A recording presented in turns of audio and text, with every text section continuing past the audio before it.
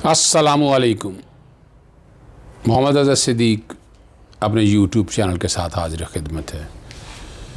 बातें बहुत सी होती हैं करने के लिए, लेकिन चूज़ की जाती हैं कौन सी की जाएं और क्या की जाएं, ताकि आप लोगों तक इन्फॉर्मेशन मिल सके और आपकी जो सवालत हैं उनके जवाब भी दिए जा सकें। इतलात हैं एक मेरे तक, और दुनिया के बड़े सरमायाकारों ने पाकिस्तानी मईशत पर, मुल्क की मुस्तकबिल पर ज़बरदस्त एतमाद का मुजाहरा किया है, इजहार किया है उन्होंने। 5 से 10 साल के 30 साल यूरो बॉन्ड दिलचस्पी दिखाई है, और ये सिंगापुर की बात हो रही है। न्यूयॉर्क में भी यही इतलात हैं, और पॉसिबिलिटी है 2 या $2.5 बिलियन के ये बॉन्ड जारी किया जाए। जो ये कह रहे थे ना कि मुल्क की मईशत आगे नहीं जाती, एक स्टेट्समैन होकर सोचें, ये मुल्क बहुत आगे जा सकता है, बहुत पोटेंशियल है मेरे मुल्क पाकिस्तान में। पाकिस्तान बहुत तेज़ी से आगे जा सकता है, तरक्की कर सकता है, पर हमें ज़रूरत है स्टेट्समैन की, और स्टेट्समैन हमें चाहिए। और वो स्टेट्समैन, देखिए मैं ये कहूँ कि ढूंढना पड़ते हैं, स्टेट्समैन पड़े हैं, हमारे सामने पड़े हैं, हमें सिर्फ फ़र्क इतना है कि उन्हें ढूंढना है, उन्हें देखना है कहाँ पड़े हैं, उनको निखारना है।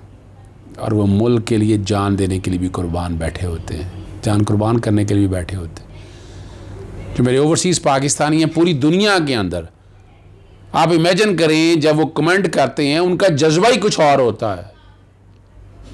जो दोस्त अहबाब लंदन से, अमेरिका से, ऑस्ट्रेलिया से, सऊदीया से, हॉलैंड से, कनाडा से, ऐसा जज्बा वो दिखाते हैं, कभी आंखों में आंसू आ जाते हैं। बाहर बैठे हैं, लेकिन उनका दिल पाकिस्तान के लिए धड़कता है। इसलिए उनके लिए जितने हम कोशिश कर सकें, जैसे कि नेशनल असेंबली के अंदर सीटें उनके कॉन्टैक्ट्स में हैं, फिर उनको वोट डालने का राइट होना चाहिए। जितनी कंट्रीब्यूशन है फॉरेन रेमिटेंस इस मुल्क को देते हैं, तो उनके हर तरह से कंट्रीब्यूशन बहुत ज़रूरी है हमारे ओवरसीज़ पाकिस्तानी। ये हमारा गुलदस्ता है, हमारी जान और जिगर हैं, इनके बगैर हम नहीं समझते हमारा मुल्क आगे जा सकता है। इनकी कंट्रीब्यूशन बहुत ज़रूरी है, इनकी इन्वॉल्वमेंट बहुत ज़रूरी है। मुझे याद है साबका चीफ जस्टिस जैसे साकिब निसार साहब के, जो डैम के फ़ंड लेने के लिए लोगों ने झोलियाँ भर दी थी। वो जितना पैसा इकट्ठा हुआ, थोड़ा पैसा तो नहीं इकट्ठा हुआ ना जी, और तारीख में इतना पैसा इकट्ठा हो गया, बाकायदा उसको इन्वेस्ट कर दिया गया, और बॉन्ड की शक्ल में है, प्रॉफिट आ रहा है उसके ऊपर, और वो कल हमें बहुत काम आएगा। और आप अंदाज़ा लगाएं उस कैंपेन ने क्या एडवांटेज दिया कि 2 डैम आपके सामने, बड़े डैम दोनों बन रहे। मेरा जाना हुआ था हुंजा, स्कर्दू जाना हुआ था, तो हुंजा के रास्ते में देख के आया हूँ, और देखें जिस तरह डैम बन रहे हैं, बादशाह और महमूद डैम जिस तरह तामीर हो रहे हैं। तो ये एक पाकिस्तानी होने की, और इसमें जितनी कंट्रीब्यूशन है मेरे बैरून मुल्क पाकिस्तान की, एक्सपैट्रिएट की, ओवरसीज़ पाकिस्तान की, उनको सैल्यूट है, सैल्यूट कह रहा हूँ मैं उनको, उनकी खिदमात को सराह रहा हूँ मैं। अल्लाह ताला उन सब को ज़िंदगी और सेहत दे कि चमकते चमकते धमकते सितारे हमारे दिलों की धड़कन है, और इनसे गुजारिश है पाकिस्तानी के लिए और कर सके, जितना कर सके, बहुत कर रहे हैं, मगर मज़ीद को कर सकें तो वो बेहतर होगा। और अभी मैं एक ख़त जो बड़ा अच्छा, वो ख़ास एक लिबरल और एक ब्रिगेड को बड़ी मर्चें लगती है ना, उस पर वो लगी हुई हैं मर्चें। इमरान खान ने जो ख़त लिखा है नरेंद्र मोदी को 29 मार्च को, और जो ख़त लिखा था पाकिस्तान डे के ऊपर, उसका जवाब दिया है। और जो लफ्ज़ लिखे हैं वो आप पढ़ सकते हैं। The people of Pakistan commemorate this day by paying tribute to the wisdom and foresight of our founding father is envisioning an independent sovereign state where they could live in freedom and realise their full potential. बता दिया सारा, दो कौमी नज़रिया सारा कुछ pro के रख दिया। इस हवाले में तारीफ नहीं, जो हक़ाइक़ है आपके सामने। The people of Pakistan also desire peaceful cooperative relations with all neighbors including India. We are convinced that durable peace and stability in South Asia is contingent upon resolving all outstanding issues between India and Pakistan. अब लफ्ज़ आगे देखें, मर्चे लगने चाहिए बहुत से लोगों को। इन particular the Jammu and Kashmir dispute. इस खत में बाकायदा जिक्र किया है कौन करता है इस बात को, और क्लैरिटी दे दी है इस हवाले से। ख़त आप लोगों के पास आ गया होगा, आप लोगों ने देख लिया होगा, और इससे आप अंदाज़ा लगा सकते हैं कि पाकिस्तान ये आगे बढ़ रहा है। और कश्मीर को कोई सुला नहीं सकता इस इशू को। जो ये कह रहे हैं कश्मीर बेच दिया, किसने कश्मीर बेच दिया? किसी की हिम्मत नहीं है, चाहे इमरान खान ही क्यों ना हो, ये नहीं बेच सकते, ये दगा नहीं कर सकते मेरे मुल्क से। मेरे मुल्क की पाक फ़ौज खड़ी है सामने, मेरे मुल्क के इदारे खड़े हैं, जो ऐसा सवाल ही नहीं पैदा होने देते। ये तो सिर्फ खुशकामी और खाम ख्याली है ना उनकी, वो लिबरल ब्रिगेड की, और जो मुल्क दुश्मन है जो खुशियाँ मनाते हैं। और भूल जाओ भाई, कश्मीर नहीं जाता हमसे, और इस कश्मीर के लिए पूरी कौम खड़ी है।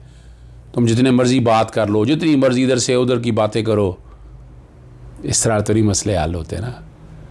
याद रखिएगा, ये मेरा मुल्क पाकिस्तान मेरे लिए है, हम सब के लिए है, और हम सब ने आगे जाना है। जी बिल्कुल। सोशल मीडिया के कॉन्टेक्स्ट में आज की प्रेस रिलीज़ जो 30 सितंबर 2021 की Khalid Khan Niazi secretary office of the attorney general ने जो प्रेस रिलीज़ जारी की है, जिसके अंदर एक कमेटी का जिक्र किया है, और उस पर बहुत ज़्यादा तनकीद आ रही। मैं भी उन तनकीद करने वाला हूँ। इसमें शीरी मज़ारी को federal minister for human right को चेयरपर्सन बनाया गया है। बड़े एतराज़ात हैं, इनकी बेटी क्या ऑल फॉल बकती रहती है, इदारों के बारे में तमीज़ ही कोई नहीं है उसको, उसे वो आर्टिकल 19 की इन्फोर्समेंट का पता नहीं है। और मलीहा अली बुखारी का होना अच्छा है, पार्लियामेंट सेक्रेटरी मेंबर रखा है, सेनेटर सईद अली ज़फ़र मेंबर हैं, फिर secretary ministry of information and telecom member हैं, चेयरमैन पीटीए सेक्रेटरी और ऑब्लिक मेंबर हैं इसके। ये बुनियादी तौर पर आपको पता है सोशल मीडिया के कॉन्टेक्स्ट में ये removal and blocking of unlawful online content procedure oversight and safeguard rules 2020 और आर्टिकल 19 की एनफोर्समेंट की बातें हैं ये सारी। अगर आप गौर से देखें, आप लाहौर हाई कोर्ट में मेरा जिसम मेरी मर्ज़ी के बारे में जब ये मामला आया, और सोशल मीडिया कंटेंट पे आपने पिछले दिनों आपने जस्टिस उमरता बंदियाल के बारे में जो गलीज़ ट्विटर चलता रहा, उसको रोकने के हवाले से हमारे यहाँ सोशल मीडिया को कंट्रोल रेगुलेट नहीं किया जा रहा, और बहुत ज़रूरी है।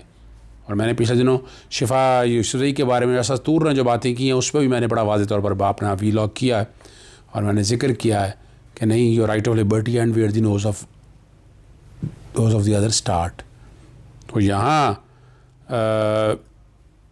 कंसल्टेशन का उन्होंने कहा, attorney general Islamabad high court में जो पटिशन फ़ाइल की, उन पटिशनर के साथ डेलिब्रेशन के साथ आर्टिकल 19 और 19A को रेगुलेट करने के हवाले से, जो मीडिया प्लेटफॉर्म के हवाले से जो कानून है, और उस पे उन्होंने एक कमेटी का बनाया गया। The information telecommunication committee shall function as the secretariat of the committee, and the committee shall submit its report along with recommendation the matter to the Prime Minister within a period of 30 days. The committee shall commence its work, and the Secretariat would intimate public at large to date the venue for consultation with the stakeholders, including petitioners who had filed petition in Islamabad High Court. Lahore high court में भी petition pending पड़ी हुई है, तो ये सिर्फ Islamabad high court के हद तक मत स्टेक होल्डर में मिला है। हमारा भी वहाँ वो जो इस्लामाबाद हाई कोर्ट में गए हैं, वो तो गए हैं कि जो चाहते हैं कि मातरम इधर आज़ादी हो, जो लिबरल्स हैं, वो तो सारे वो लोग हैं वहाँ पर खड़े हुए। उनका मकसद कोई आज़ादी राय को प्रोटेक्ट नहीं करना है, एक एजेंडे को प्रोटेक्ट करना है। और यही वही लोग हैं, मेरा जिस्म मेरी मर्ज़ी वाले और इस तरह के लोग, ये सारे वो लोग हैं। तो इस पर शदीद तहफ़्फ़ुज़ात हैं इस कमेटी के ऊपर, और ये कमेटी क्या वो नताइज हासिल कर सकती है जो बैलेंस करने की बात है, जो रेगुलेट करने की बात है। लेट्स सी क्या चीज़ें सामने आती है। ज़रूरत इस अमर की है कि हमारे यहाँ रेगुलेट करने का जो प्रोसेस है वो बड़ा वाइब्रेंट होना चाहिए, स्ट्रिक्ट होना चाहिए, सख्त से सख्त सज़ाएँ होनी चाहिए। उम्मीद करते हैं कि इस पर खूब अच्छी और मुस्बत राय आएंगी सामने। इजाज़त दीजिएगा। अस्सलाम वालेकुम। खुदा हाफिज़। पाकिस्तान जिंदाबाद।